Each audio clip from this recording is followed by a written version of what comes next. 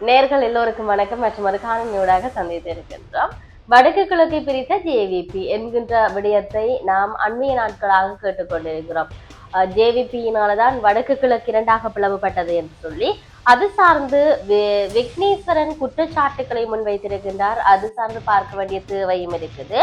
இணைந்திருந்த வடக்கு கிழக்கு மாகாணங்களை பிரிப்பதற்கு முன்னின்ற ஜேவிபி என்கின்ற தற்போதைய தேசிய மக்கள் சக்தியினர் வடக்கு கிழக்கு மாகாணங்களுக்கு அதிகாரங்களை கையளிப்பதற்கு விரும்ப மாட்டார்கள் என்று முன்னாள் இணைந்த வடக்கு கிழக்கு மாகாண முதலமைச்சரின் செயலாளர் விக்னேஸ்வரன் சொல்லி இருக்கிறார். ஆளுநரின் கீழ் உள்ள வடக்கு மாகாண சபைக்கு தேசிய மக்கள் சக்தியினர் நாடாளுமன்ற உறுப்பினர்கள் நிழல் அமைச்சர்களாக நியமித்தமை தொடர்பில் அவர் தொடர்பு கொண்டு கேட்ட போதே இந்த விடயத்தை சொல்லி இருக்கின்றார். இது குறித்து பல விடயங்கள் வெளிவந்திருக்கின்றன. இணைந்திருந்த வடக்கு கிழக்கு மாகாணங்களை பிரித்த ஜேவிபி தற்போது தேசிய மக்கள் சக்தியாக ஆட்சி அதிகாரத்தில் இருக்கின்றார்கள். அவர்கள் ஆட்சிக்கு வருவதற்கு வழங்கப்பட்ட வாக்குறுதிகள் ஒருபுறம் இருக்க, வடக்கு கிழக்கு மாகாண சபையை அதிகாரமுள்ள ஒரு சபையாக செயற்படுத்துவதற்கு அவர்கள் விரும்ப மாட்டார்கள் என்பது தெரிந்த விடயம். தேசிய மக்கள் சக்தி ஆட்சிக்கு வந்தது பின் மாகாண சபை முறைமை தொடர்பில் ஜனாதிபதி அனுரகுமார் திசாநாயக்க மற்றும் வெளிவிவகார அமைச்சராக இருக்கின்ற விஜித கேரத் ஆகியோருக்கு கடிதம் அனுப்பி இருந்தேன் என்று இன்று வரை அதற்கு பதில் கிடைக்கவில்லை என்ற விடயத்தையும் விக்னேஸ்வரன் சொல்லி இருக்கிறார். ஒரு மாகாண சபை வினைத்திறனாக செயற்பட வேண்டுமானால் 160 நியதி சட்டங்கள் உருவாக்க வேண்டும். இலங்கையில் அவ்வாறு எந்த மாகாணமும் உருவாக்கவில்லை. வடக்கு கிழக்கு மாகாணங்கள் ஏனைய மாகாணங்களுடன் ஒப்பிடுகையில 25க்கு குறைவான நிதிய சட்டங்களை உருவாக்க முடிந்தமை துரதிருஷ்டவசமான சம்பவமாக இருந்தாலும் அதற்கு அந்தந்த மாகாணங்களில் இருந்த ஆளுநர்கள் காரணமாக இருந்தார்கள். முன்னாள் ஜனாதிபதி சந்திரிகா ரணில் விக்ரமசிங்க காலத்துல மாகாண சபை முறைமை தொடர்பில் ஆலோசனை வழங்கும் குழுவில் தான் அங்கம் வகித்திருந்ததாகவும் சொல்லி இருந்தார். முன்னாள் ஜனாதிபதி ரணில் விக்ரமசிங்கவை முன்னாள் வடக்கு மாகாண முதலமைச்சர் சி.வி. விக்னேஸ்வரனுடன் கொழும்பில் சந்தித்த போது மாகாணங்களில் இருந்து மீள பெறப்பட்ட அதிகாரங்களை திரும்ப வழங்க வேண்டும் என்ற கோரிக்கையை முன்வைத்திருந்ததாகவும் சொல்லப்பட்டிருந்தது. அந்த நிபுணர் குழு ஒன்றை நியமிப்பதற்கு பெயர்களை பரிந்துரைக்குமாறு கேட்டிருந்ததாகவும், ஆனால் அவருடைய காலத்தில் அதனை நிறைவேற்ற முடியாமல் போனது என்ற விடயமும் இங்கு சொல்லப்பட்டிருக்கிறது.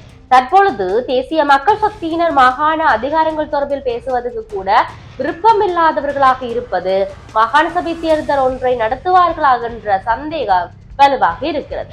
மாகாண சபை தேர்தலை நடாத்த விருப்பமில்லாத காரணத்தினால வடக்கு மாகாணங்களுக்கு தங்களுடைய நாடாளுமன்ற உறுப்பினர்களை நிழல் அமைச்சர்களாக உத்தியோகபூர்வமற்ற முறையில செயற்படுத்த பார்க்கிறார்கள்.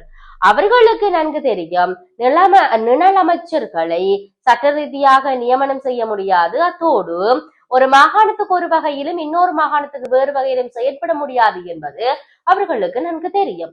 ஆகவே ஆட்சி அதிகாரத்தில் உள்ள தேசிய மக்கள் சக்தியினர் மாகாண சபை அதிகாரங்களை வழங்காது தமது கட்டுப்பாட்டில் மாகாண நிர்வாகங்களை நடத்துவதற்கு எத்தனிப்பது அரசியல் அமைப்பை மீறும் செயலாகும் என அவர் சொல்லி இருக்கின்றார். உண்மையிலேயே நாங்கள் சிந்திக்க வேண்டியவர்களாக இருக்கிறோம்.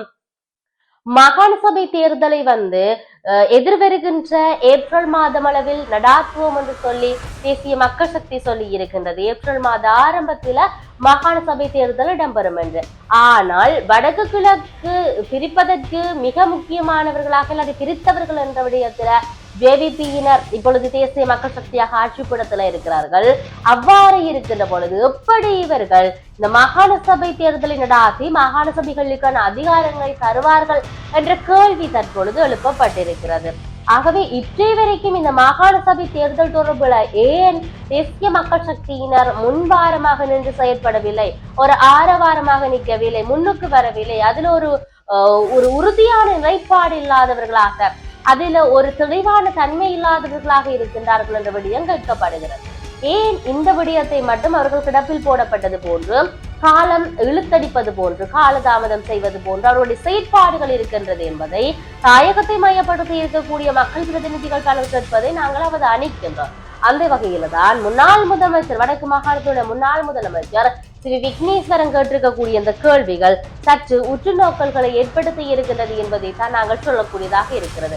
ஆகவே எதுக்கப்படி இருந்தாலும் மாகாண சபை தேர்தல் எப்ப நடக்க போகிறது, மாகாணங்களுக்கான அதிகாரங்களை ஜேவிபி கொடுக்குமா, வடக்கு கிழக்கு பிரித்த ஜேவிபி திரும்ப மாகாண சபைகளுக்கான அந்த அதிகாரத்தை வழங்குமா இல்லையா என்பதையெல்லாம் நாங்கள் பொறுத்திருந்து பார்க்க வேண்டியவர்களாக இருக்கிறோம். மற்றும் ஒரு பதிவுனோடாக சந்திப்போம். வணக்கம்.